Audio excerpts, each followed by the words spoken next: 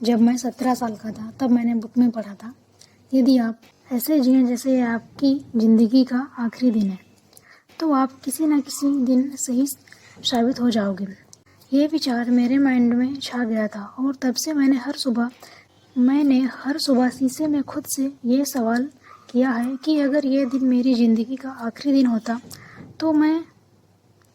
तो क्या मैं वो करता जो आज मैं करने वाला हूँ। और जब भी लगातार कई दिनों तक जवाब नहीं मिलता तो मैं समझता कुछ बदलने की ज़रूरत है, कुछ नया करने की ज़रूरत है। स्टीव जॉब्स की इस स्पीच में बहुत ही गहराई है। अगर आप इस बात को ध्यान से समझें तो ये आप में एक अलग ही ऊर्जा भर देगा।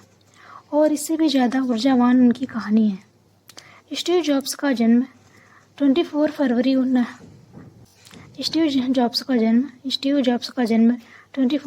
1955 को कैलिफोर्निया के सैन फ्रांसिस्को में हुआ था। उनका पूरा नाम स्टीव पॉल जॉब्स था। एक्चुअली उनका यह नाम गोद लिए गए माता पिता से मिला था। दरअसल उनके वास्तविक माता पिता की आर्थिक स्थिति बहुत ही खराब थी और वे नहीं चाहते थे कि उनके बच्चे को भी अभावग्रस्त जिंदगी जीना पड़े। इसलिए स्टीव को एक ऐसे दंपति को सौंपना चाहते थे जो उनकी अच्छी परवरिश कर उन्हें अच्छी शिक्षा दे सके। उनके पिता पॉल जॉब्स एक इलेक्ट्रिकल वर्कशॉप चलाते थे, इसलिए स्टीव का ज़्यादा समय उनके पिता की मदद करने में ही बीतता था। यही वो माहौल था जिसने उन्हें सही चीज़ों को जोड़कर नया बनाना सिखाया। धीरे धीरे इलेक्ट्रॉनिक्स उनका शौक बन गया। 4 साल प्राथमिक शिक्षा प्राप्त करने के बाद उनके पिता को किसी कारणवश लॉस एल्टोस कैलिफोर्निया में शिफ्ट होना पड़ा। यहाँ उनकी दाखिला एक स्कूल में करा दिया गया, जहाँ उनकी मुलाकात स्टीव वॉज से हुई, जो आगे चलकर एप्पल कंपनी के साझेदार भी बने। वॉज का दिमाग भी काफ़ी तेज था और उन्हें भी इलेक्ट्रॉनिक्स से काफ़ी लगाव था, इसलिए दोनों में बहुत अच्छी दोस्ती हो गई। स्कूल की पढ़ाई कंप्लीट होने के बाद स्टीव जॉब्स को आगे की पढ़ाई के लिए एडमिशन उनके माता पिता के लिए उनकी फीस को दे पाना संभव नहीं हो पा रहा था। स्टीव जॉब्स को अपने माता पिता का पैसा बर्बाद करना अच्छा नहीं लगा, क्योंकि उन्हें पढ़ाई में ज़्यादा इंटरेस्ट नहीं था। इसलिए उन्होंने 6 महीने बाद ही कॉलेज छोड़ दिया। इसलिए एक आधिकारिक छात्र के रूप में वे केवल अपने मनपसंद विषय कैलीग्राफी की क्लास लेने लगे। एक ऐसा समय था जब स्टीव जॉब्स के पास बिल्कुल भी पैसे नहीं होते थे, यहाँ तक अपने हॉस्टल के कमरे का किराया भी नहीं दे सकते थे। इसलिए वे अपने दोस्त के कमरे में फर्श पर सोते थे और खाना खाने के लिए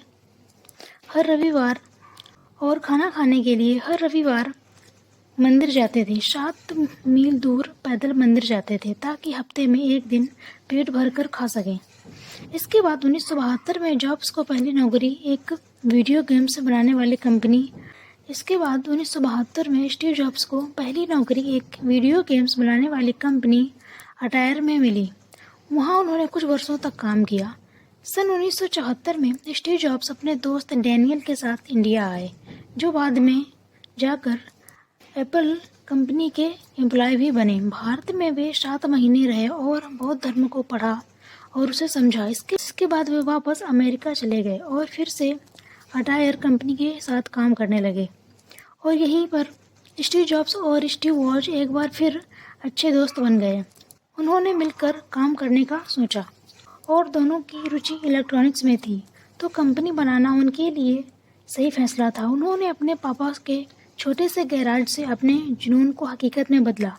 उस वक्त स्टीव की एज मात्र 21 साल की थी और इस काम को आगे बढ़ाने के लिए इंटेल कंपनी के रिटायर इंजीनियर से सहायक राशि प्राप्त हुई। काफ़ी मेहनत के बाद पहला कंप्यूटर सैन फ्रांसिस्को के कंप्यूटर लैब में पेश किया गया, जिसे लोगों ने खूब पसंद किया।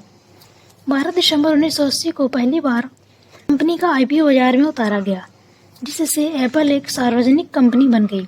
एप्पल के इस आईपीओ ने विश्व के किसी भी कंपनी से ज़्यादा लगभग 300 व्यक्तियों को रातों रात करोड़पति बना दिया।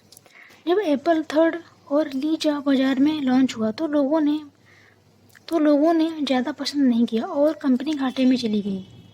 इसका जिम्मेदार स्टीव को ठहराया गया और 17 सितंबर 1985 में कंपनी के बोर्ड ऑफ डायरेक्टर ने स्टीव को कंपनी से निकाल दिया। इसके बाद वो पूरी तरह से टूट चुके थे। असफलता खा जा रही थी उन्हें, लेकिन उन्होंने हिम्मत नहीं हारी और उन्होंने फिर नेक्स्ट नाम की कंपनी खोली। इतने पैसे कमाए कि 1986 में एक ग्राफिक्स कंपनी खरीद ली, जिसका नाम उन्होंने पिक्सर रखा, जिसमें उन्होंने अच्छी सफलता हासिल की। और इधर स्टीव जॉब्स के बिना एप्पल कंपनी घाटे में चल रही थी। तब एप्पल ने $477 मिलियन से नेक्स्ट को खरीद लिया और स्टीव जॉब्स बन गए एप्पल कंपनी के CEO। इसके बाद उन्होंने एप्पल के अन्य प्रोडक्ट भी निकाले, जैसे आईपॉड्स। 2007 में एप्पल का पहला मोबाइल फ़ोन आया, जिसने मोबाइल फ़ोन के मार्केट में क्रांति ला दी थी, जो आज भी लोगों के दिलों में छाया हुआ है। 5 अक्टूबर 2011 में कैंसर की बीमारी के चलते हुए 56 वर्ष की आयु में उनकी डेथ हो गई और अगले ही दिन कैलिफोर्निया के राज्यपाल द्वारा उस दिन को स्टीव जॉब्स डे के रूप में मनाने की घोषणा की गई। थिंक डिफरेंट, ये स्टीव का मूल मंत्र था। कितना छोटा सा शब्द, लेकिन कितनी गहराई तक। इस शब्द के भरोसे उन्होंने एक नई क्रांति ला दी। Thank you.